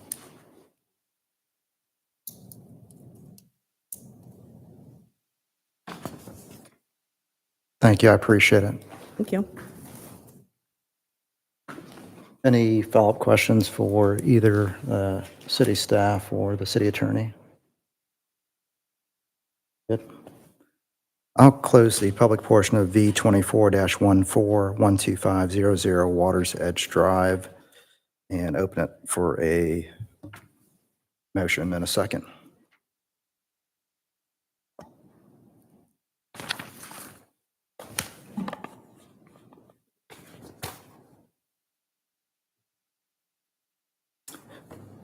I'll make a motion to approve, sorry, flip back here. B 24-1412500 Waters Edge Drive with 4 conditions. The first condition is per the residential pool house site plan from Keystone Land Surveying received on July 9th, 2024 by the Community Development Department. The second condition is per the landscaping plan from Outdoor Living Design LLC. Received on August 6, 2024 by the Community Development Department, and landscaping shall be installed prior to the pool house certificate of completion. The third condition is per the pool house elevations from Washington Design Group received on August 19th, 2024 by the Community Development Department. And the fourth is to provide a foundation survey for the pool house prior to continued vertical construction. I'll second that.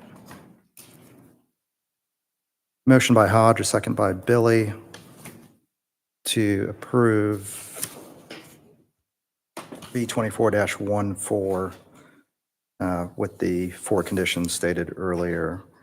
Since I made the motion, I'll take first glance at it. I think there were a lot of things that could have been done differently in the overall process of submitting for permitting, verifying prior to going vertical, making sure that we were inside the rural view or outside of the rural view setbacks. I feel there's a hardship here with the city's efforts to kind of protect the rural view shed and to create some design elements to minimize the overall impact. I feel that addresses items C and D of our conditions in our bylaws. I can certainly see maybe to a lesser extent of the overall hardship. If the proper procedures had been followed, we probably wouldn't be in this situation. And again, financial hardship is not one of the conditions that we have to evaluate based on.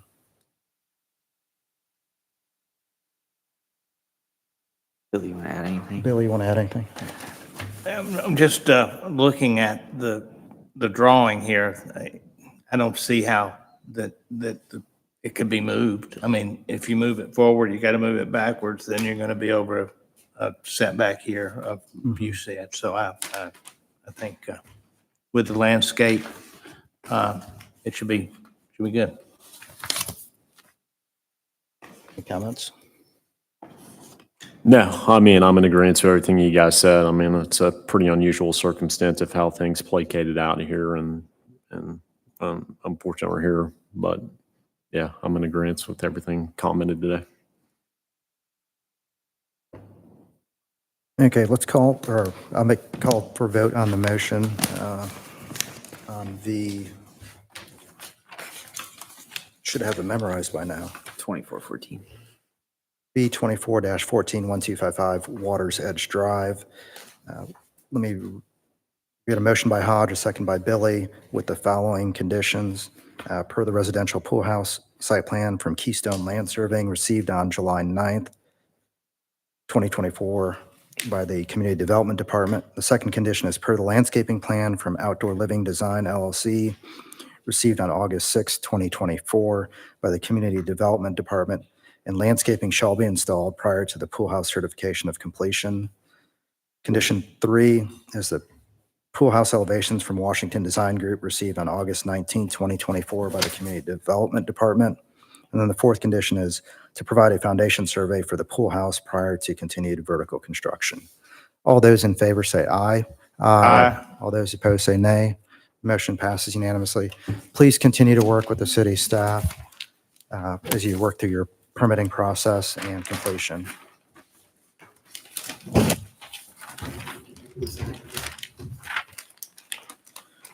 The fourth primary variance this evening is V 24-15-14880 Freemanville Road. It's parcel number 22-425-00-598-0084. And at the same property address of 14880 Freemanville Road, parcel 22-44 1005-990353. Michael, will you please present this five-part variance?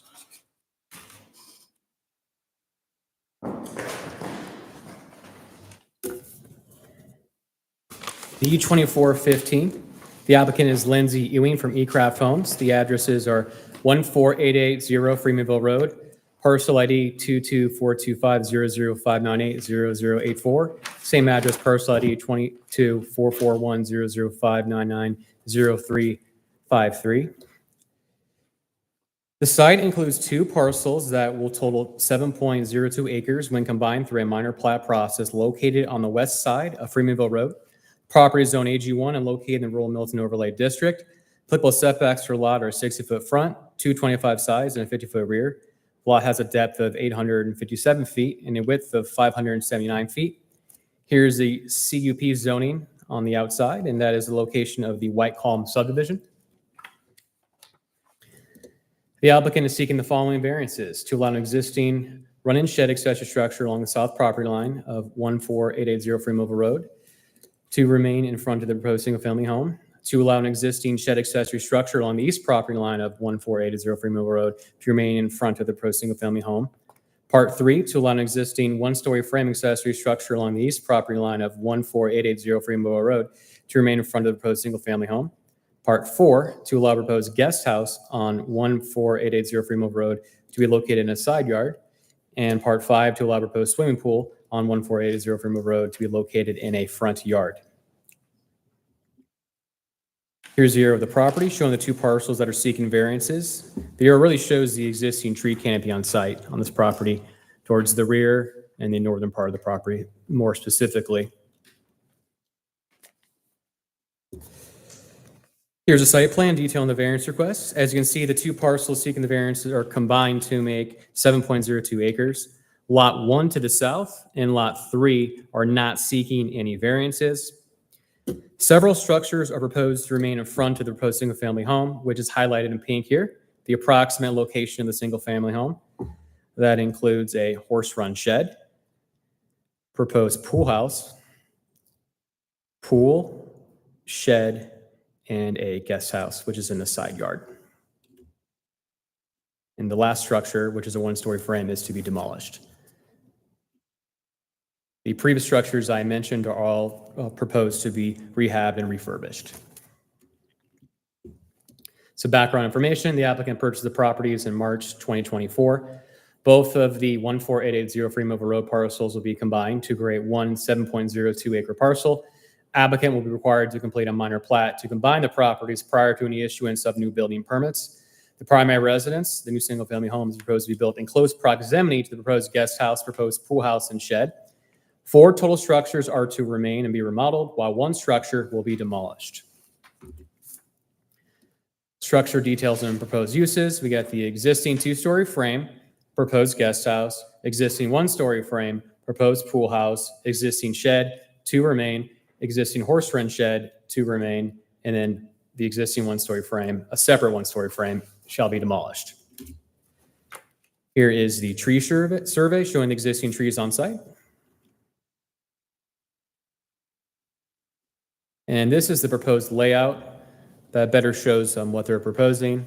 We have the horse run shed here, pool house and pool, shed, guest house here, and you have the main single family home in the back.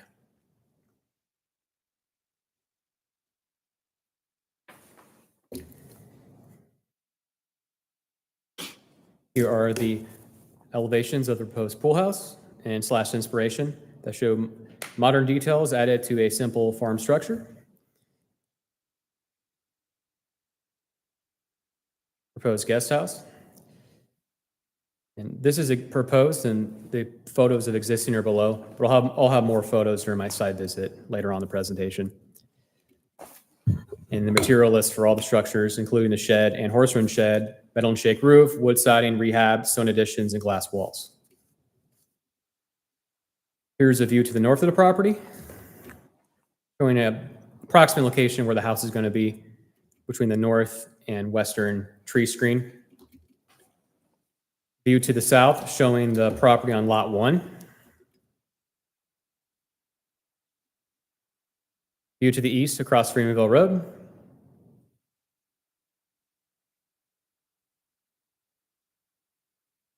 View to the west towards White Columns.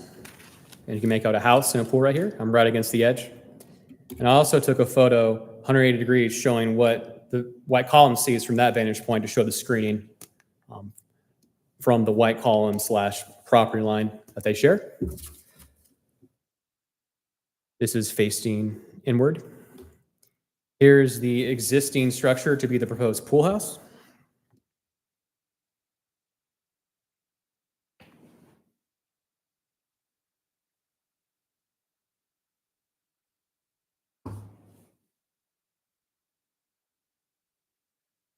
Horse run shed.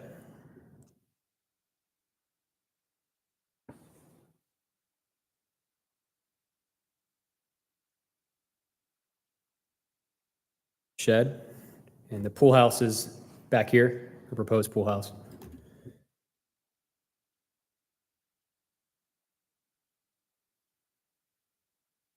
And here's the 2-story frame proposed to be the guest house.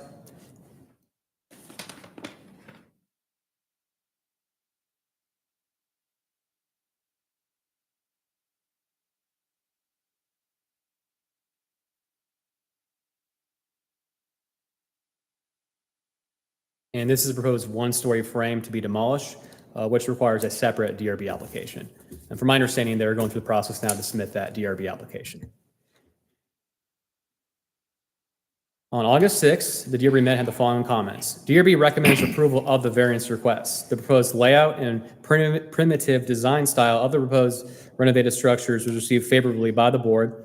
The board stated the applicant did a great job mixing in the old structures with the newly proposed single-family home location. The board acknowledged that the 7-acre large lot proposal and renovated existing structures was contradictory to what they typically see before them. The board stated this variance request fits the character of Milton, preserving value and history. The board inquired if the applicant planned on using a shared driveway for Lot 1 and Lot 2. The applicant replied they are still exploring driveway options, would like to have a separate driveway for all 3 lots. Recommend conditions for staff if approved. Per the variance site plan, the condition I had for the 50-foot screen is not shown, but I'll put that on the overhead.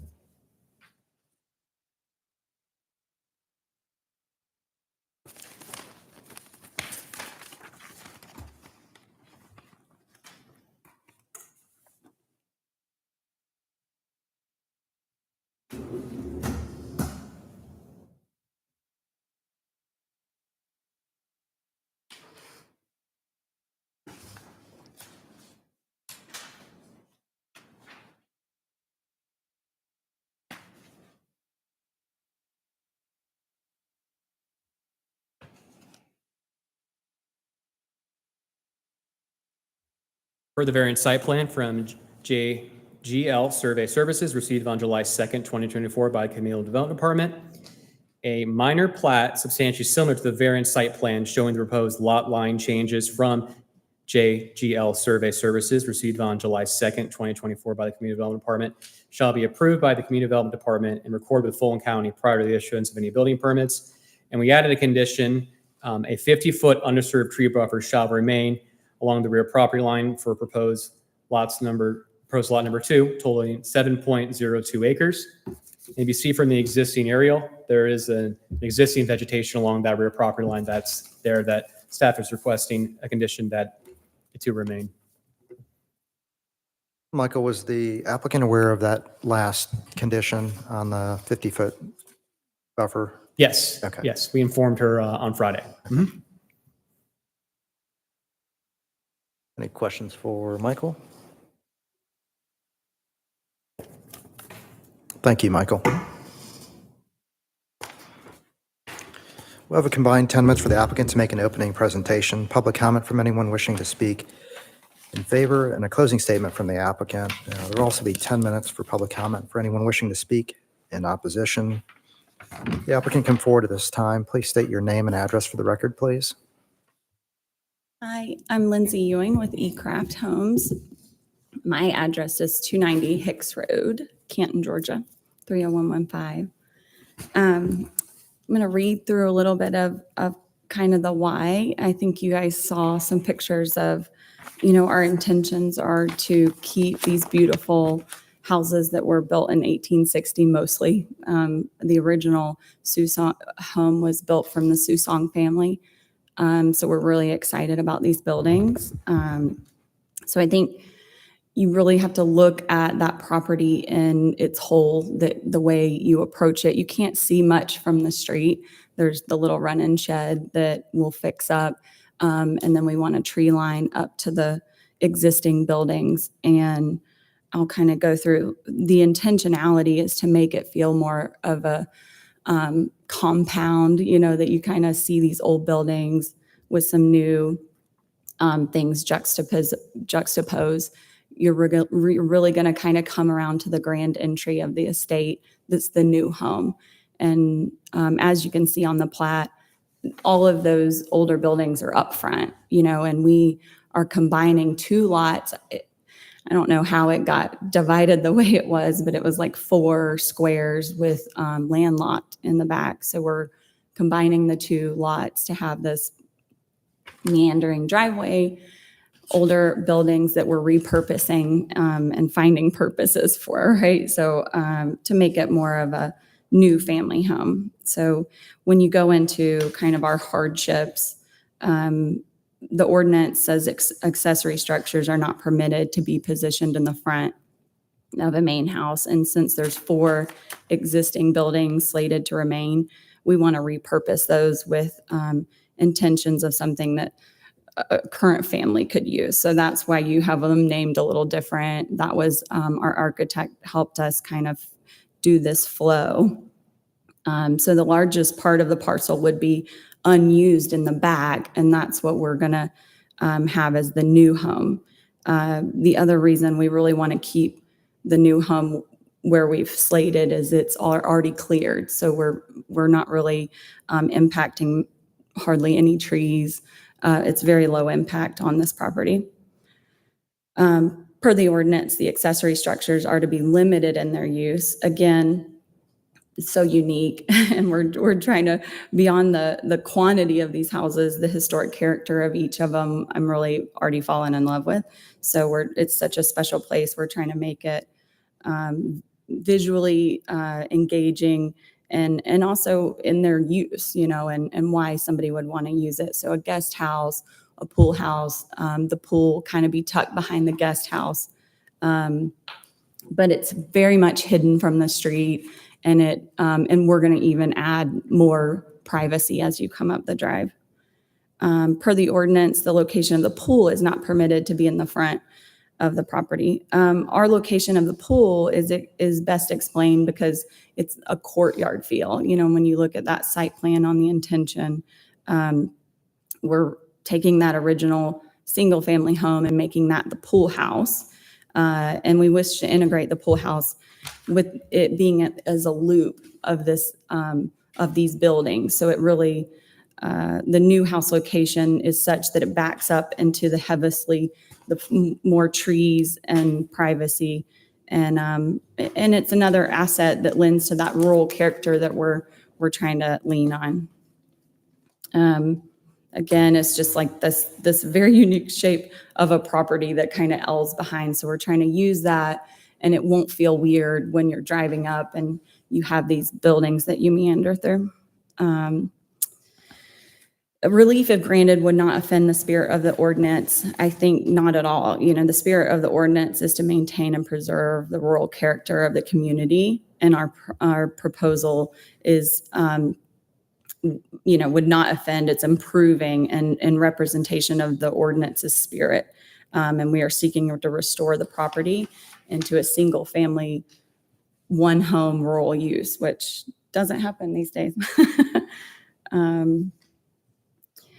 There are such extraordinary and exceptional situations because of the piece of property. It's a large shape, and these existing structures are unique. So again, that flag-shaped parcel, our desire is to restore the historic.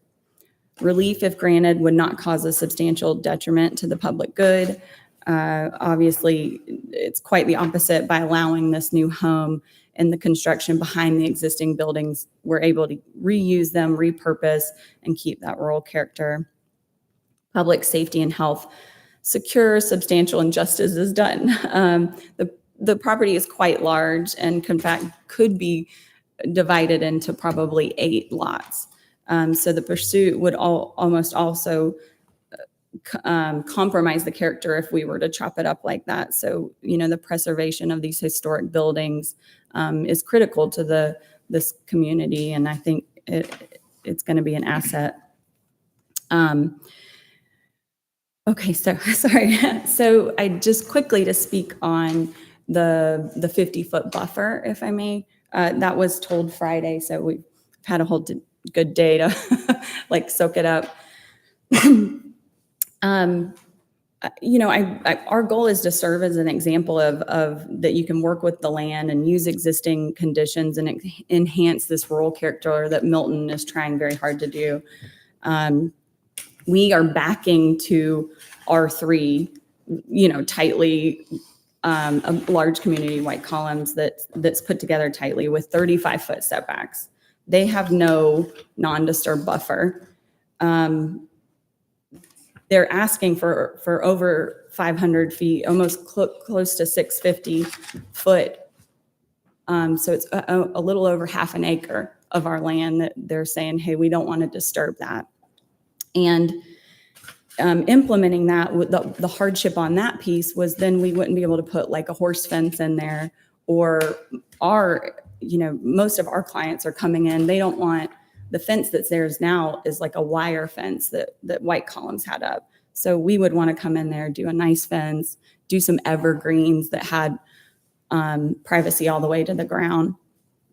When you look at the tree survey, some of the pictures are hard because you've got brush and underbrush, that's grown up along the edge. But when you look at the tree survey, you can really tell there's not a lot of evergreens or nice trees there. So our intention would be to come and put more privacy between this large neighborhood and this one large home. So that was in closing. It's just, that beyond the viability, our mission has been to create something truly special that exudes the culture and architectural merit for Milton.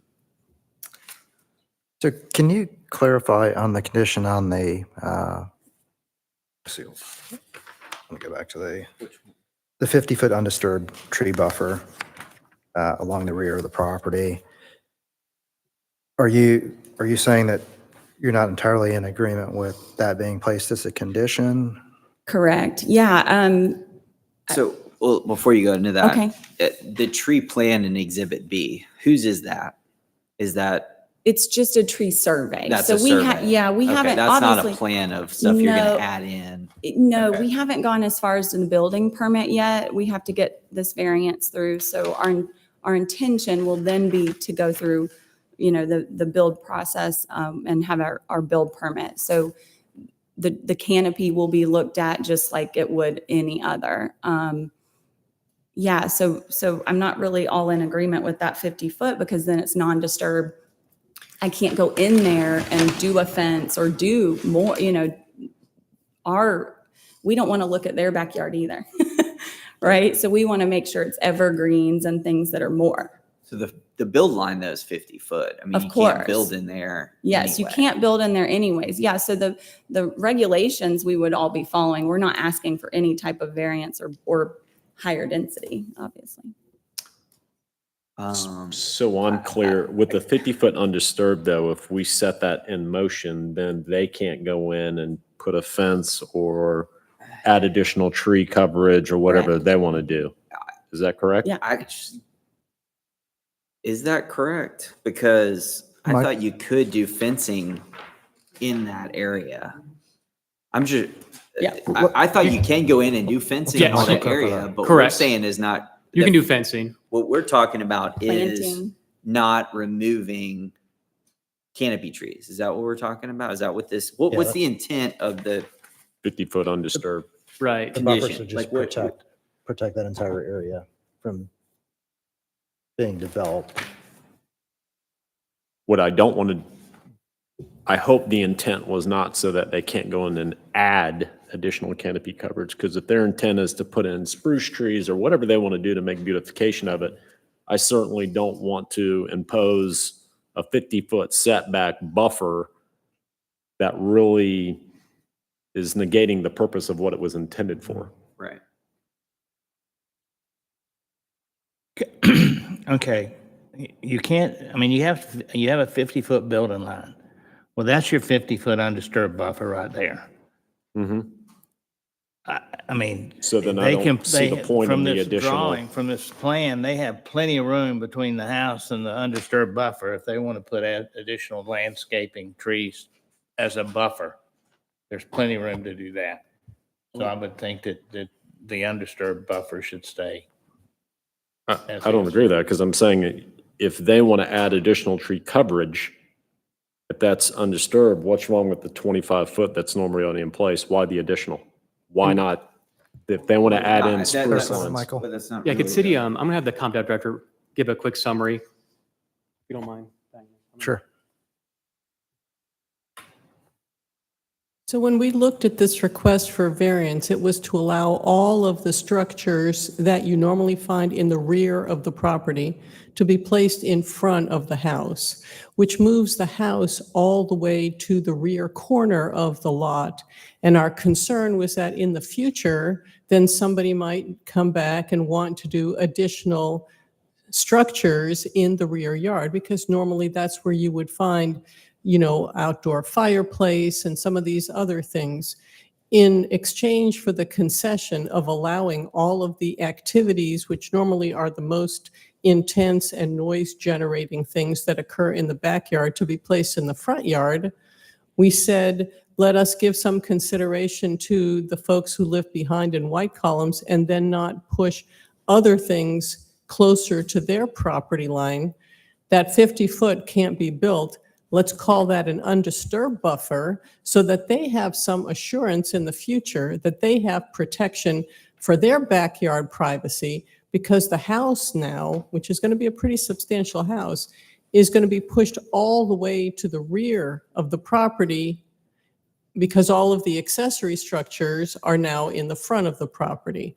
And so that is intended to provide those neighbors with some protection in the future so that they don't have, all of the accessory structures in front of the main house and then additional things being built in the back of the house, which a lot of folks would normally want in the rear of their yard, that much closer to the white columns neighbors. And that's why we suggested, for their benefit, to include that undisturbed buffer, understanding that that can't be built on that 50 feet anyway. And it's just to ensure that that tree line is preserved in case anything ever gets close to that backyard.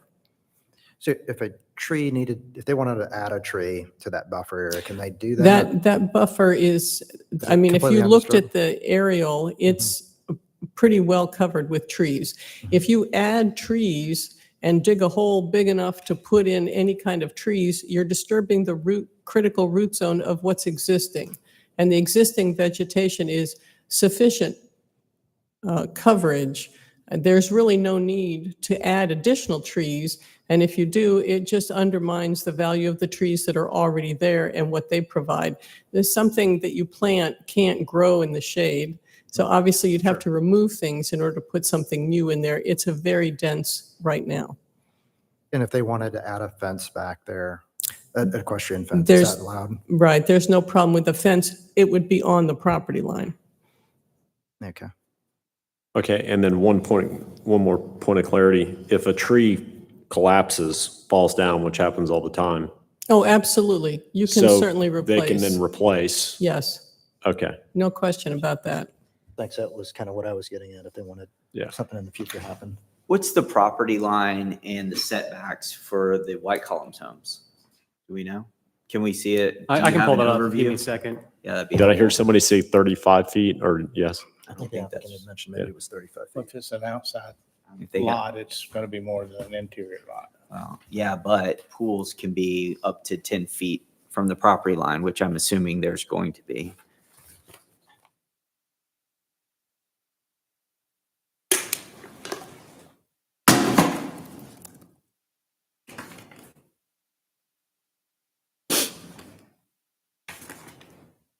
Michael, you have a picture in here, view to the west.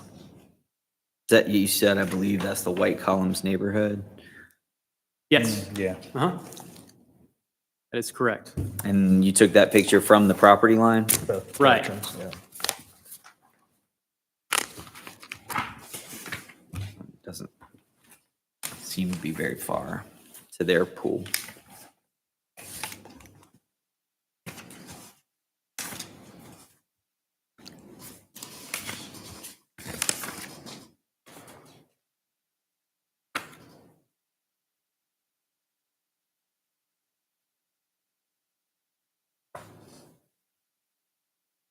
Right, so I have the final plat in front of me. CUP zoning, as I stated earlier, the front yard setback is 25. Interior setback, side yard is 10, and the rear yard is 50. So they're 50 feet. Yeah, I mean, I'm, I just I'm don't, okay. I don't think it matters, to be perfectly honest with you. Yeah. I don't see it's necessary. I mean, if they're both 50 feet away each way, what's the difference? What they do, and if they don't have it, why would this parcel that's much larger and much bigger would be the need for it? Especially if everything's in the front.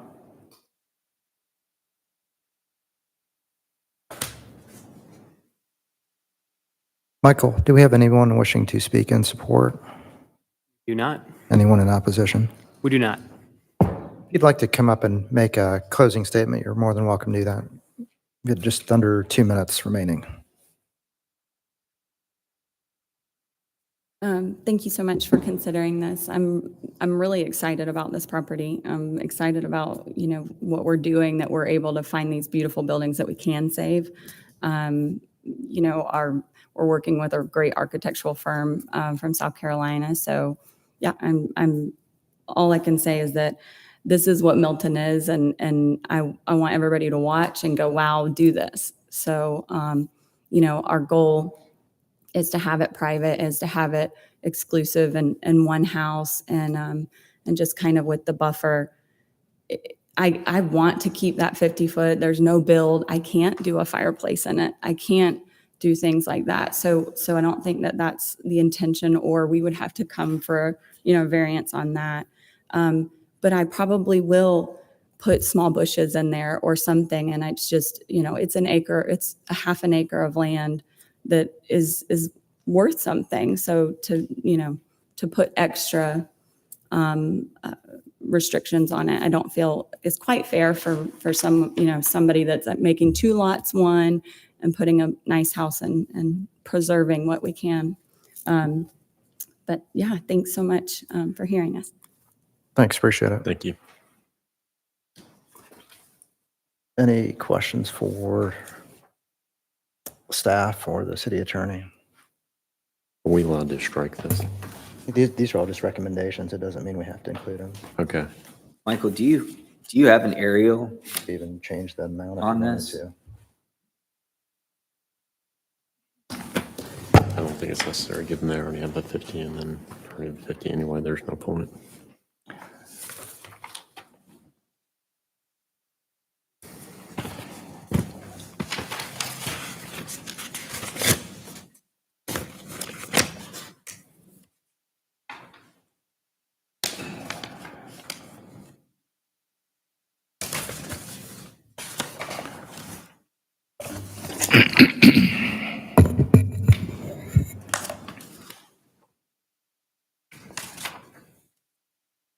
What were you looking at there?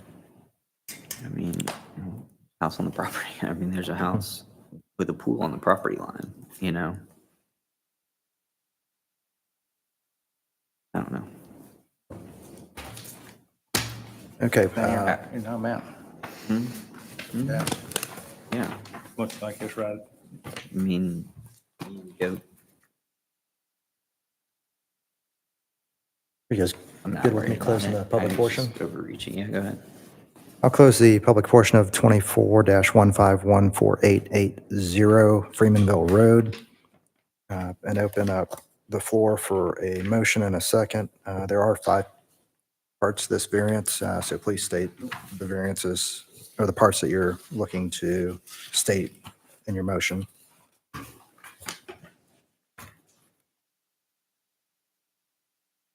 I'll make a motion to approve variance 24-15, parts 1, 2, 3, and 4 and 5.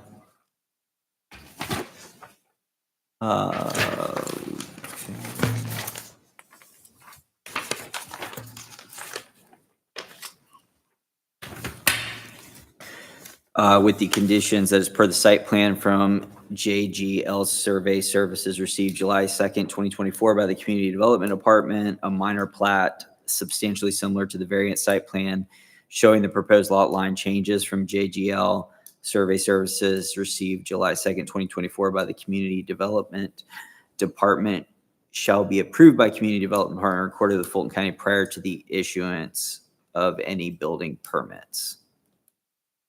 And I don't think we need the other. I'll make a second on that motion. So I think from the perspective of that they've done a great job with the property, what their plans are for the property, and explaining all of the criteria and how they met them. These buildings have been there for a long time, and I think rehabbing them and doing what they're doing with the property is obviously what I think the intent and spirit behind Milton is. I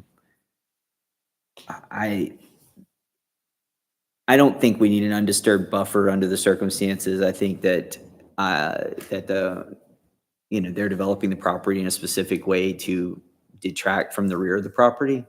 And I think most of the use is going to be the front. I don't think it's going to negatively impact the people that are on the surrounding and adjacent properties.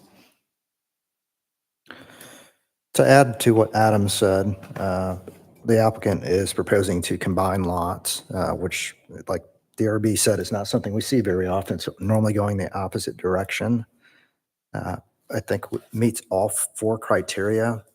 We did have a discussion around the 50-foot undisturbed buffer, but in my opinion, we're potentially creating a hardship on the applicant who's already showed that they're willing to combine lots rather than subdivide from that standpoint. So I'm in support of the applicant's request on all 5 parts to their variance. Agreed, yeah. I think the estate by which they're trying to do here and adhere to and maintain a lot of the quality and aesthetic of the pre-existing structures going away the back to 1860. Honestly, I'm really excited to see what this thing's going to turn out to be, and I'm sure it'll be a showcase when it's all done. So I'm in agreement with all variance requests. Yeah, I think it's great. They're saving all those old homes and It's awesome. Okay, with that, V 24-15-14880 Freemanville Road. There are 2 parcels involved in this, and it is a 5-part variance. We've got a motion from Hodge, and I believe a second from Billy. Is that Motion right? for me. From Adam. Sorry, Adam and then Hodge. Let me get back to my. And there are a couple conditions on here. Actually, there's just 2 conditions. Per the variance site plan from JGL Survey Services received on July 2nd, 2024 by the Community Development Department. And then the second condition is a minor plat substantially similar to the variance site plan showing the proposed lot line changes from JGL Survey Services received on July 2nd, 2024 by the Community Development Department shall be approved by the Community Development Department and recorded with Fulton County prior to the issue of any building permits. All those in favor say aye. Aye. All those opposed say nay. Motion passes unanimously.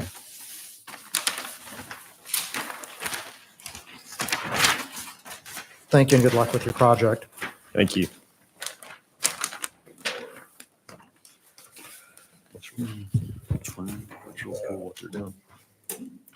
Item 7 on this evening's agenda is consideration of appeals of secondary variances. Old business, None. new business. Also none. Item 10. Motion to adjourn. Got a motion from Adam. I'll second. Get a second from Nicholas. Any discussion? Saying none. All those in favor say aye. Aye. All those opposed say nay.